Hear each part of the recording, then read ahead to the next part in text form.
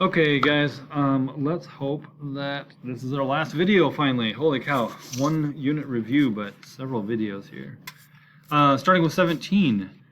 Basically, it's a real-world application of some of these quadratic equations. So we have a frog jumping modeled by this equation. So what we need to keep in mind is the equation has t instead of x. T represents time, so for example, if I put t equals 0, if I substituted 0 in for t, well, what value I would get out is going to mean how high the frog was in terms of height in inches at that given time. So if you look at the graph on the right, good example here, at time 0, t equals 0, I got, 60 times 0, 75 times 0 squared. So at time 0, the frog is on the ground. He hasn't jumped yet. So t is 0. That means that h is 0. So continuing on, it says select all the statements that are true. Okay. So A, the statement says the frog jumped from a height of 8 feet above the ground. Well, that's not true because at time 0, meaning when right before the frog is about to jump, this graph shows that he's 0 feet above the ground. So that is not true. Statement B, the frog was on the ground when it jumped. Well, yeah, that's true because at 0, remember, time 0, right before he starts to jump, he was 0 feet off the ground. So we'll circle B is correct. C, the frog landed at 0.8 feet. Well, let's see. Imagine this being the frog. Okay, see, he's 2 feet, 4, 6 feet off the ground, 8, 10, 12 feet off the ground. He's moving, and boom. 0.8 is a number when the frog lands, but that is how much time it took for the frog to land. So the 0.8 feet is not correct. The frog landed 0 feet. We don't know how far away it jumped. We just know that it took 0.8 seconds to go up and back down. Okay, so that's not right. D, the frog reached a maximum height of 12 inches. Okay, yeah, that's true. If you look at as time is going by, the frog is up in the air, it's jumping up, up, up. It hit 12 inches and then came back down. So D is a true statement. E, the frog jump lasted 0.8 seconds. That is also true. So the frog on the ground jumps 2, 4, 6, 8 inches, 10, 12 inches. Gravity pulls him back down, 10, 8, 6, and after a time of 0.8 seconds, the frog is back at height 0 on the ground. So that is how you would answer 17. 18, the function is defined by h of t. That's a really fancy way of just saying y equals, okay? Just so you know. Anyways, this is a different function. Still modeling height of an object after it is dropped from a helicopter. So, taking a look, let me move that back to... So we have a function modeling the height of an object. A says find or approximate the time when it hits the ground. Okay. So again, keeping in mind, what does ground represent in our graph? Well, our graph of this thing, I'm going to maybe make some room over here. So if I were to graph this thing, it's going to look something like this. So this is time and height. Right? So at time 0, this thing is clear up in the elevator. This object is the helicopter. At time 0, this thing is being dropped from a helicopter. So at time being 0, my height is, we don't know exactly, we can figure it out, but it's not 0. It's clear up in the air. Now, as time passes, the object is dropped, the height of this thing begins to lower, lower, lower, and at some point, the object hits the ground after so much time has passed. So when it asks in A to approximate the time when it hits the ground, what does that mean from an x, y position? It's asking for us to solve the equation so that y is 0, my height being 0. So all that to say, we need to solve 0 equals 49 plus 4.9 t and 10 minus t.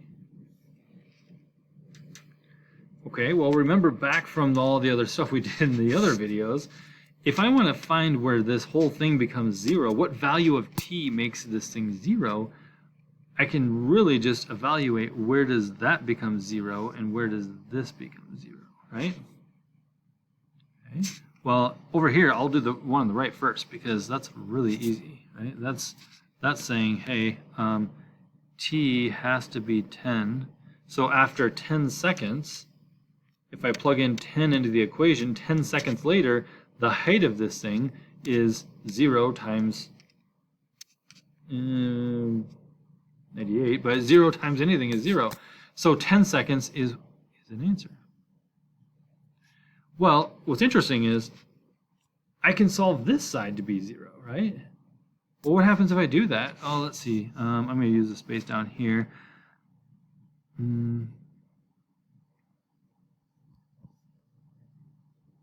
See, what I did was move 49 over, because I'm really setting this parentheses to 0. Subtract 49 from both sides, and I'm left with 4.9t is equal to negative 49. That means t has to equal negative 10. Okay, that's weird. T equals negative 10. That means that 10 seconds prior to this thing, it was on the ground. That doesn't make sense. We can't use t negative because in the real world application of this object in a helicopter, we don't have time negative.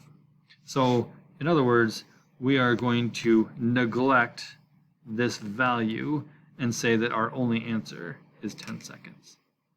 All right, so that's A. Looking at B, from what height is the object dropped? Well, that's really simple, actually.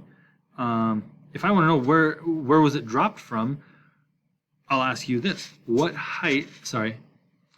time was this height evaluated? What time are we being asked to evaluate?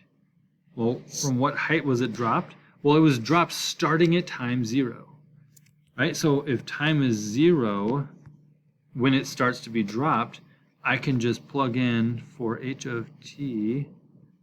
I can plug it in, say 49 plus 4.9, sub in 0 for for t. And I'm going to evaluate it. So that's 49 plus 0, so 49. And then 10 minus 0 is 0. So the height of this thing is 490. What units do we have? Function in meters. So 490 meters. See how I got that? If it's asking for what height is it dropped from, it's really asking what value of y do I have when time is 0, when t is set to 0. So there you go. That's 18 and 17. Not going to have enough time. No, you know what? I'm going to make time. That way we don't have another video. Hopefully 18 made sense. It's really just applying the equation side of it. Am I looking for when x is 0? Am I looking for when y is 0?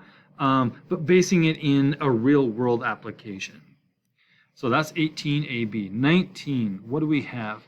Anna is solving an equation. X squared is equal to 11x. She says, well, I'm going to divide both sides by x. Okay, well, then I get x equals 11. Well, she says that the solution's 11. Fine. I don't disagree with that.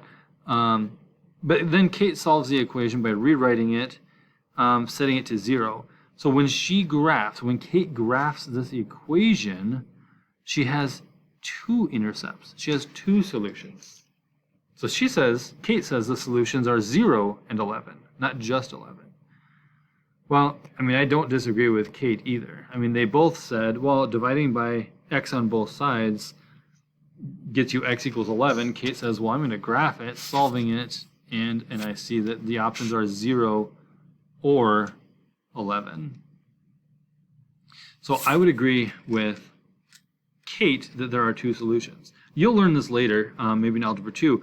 If I have an x squared equation, I should have two answers. Right? If I have an x cubed equation, I should have three answers. Now, that does not mean that they're all in the real number system. Again, we'll get to imaginary numbers someday.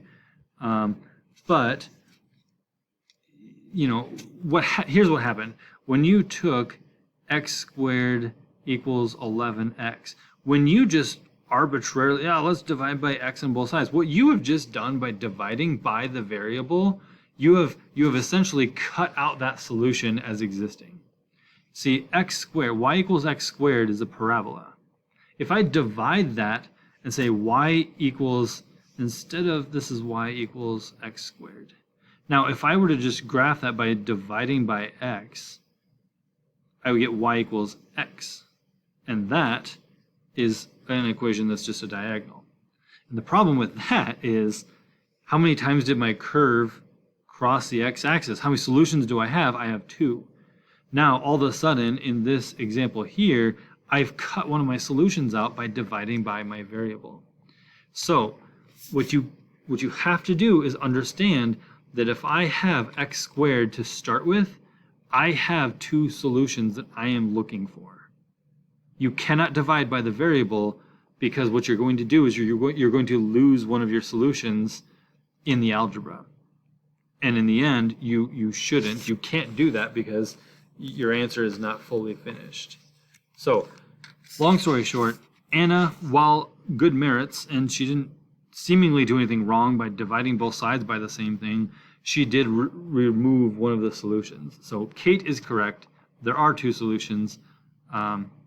And if you would like more explanation, you can, by all means, ask me in class. So there it is. We made it, you guys. 12 minutes in this last video, but thank you for watching. If you're still watching, yeah, I got nothing. I was going to give you a little pointer or an answer to one of the test questions, but I'd probably get in trouble for that. So anyways, good luck. I'll see you guys Monday, and have a good weekend.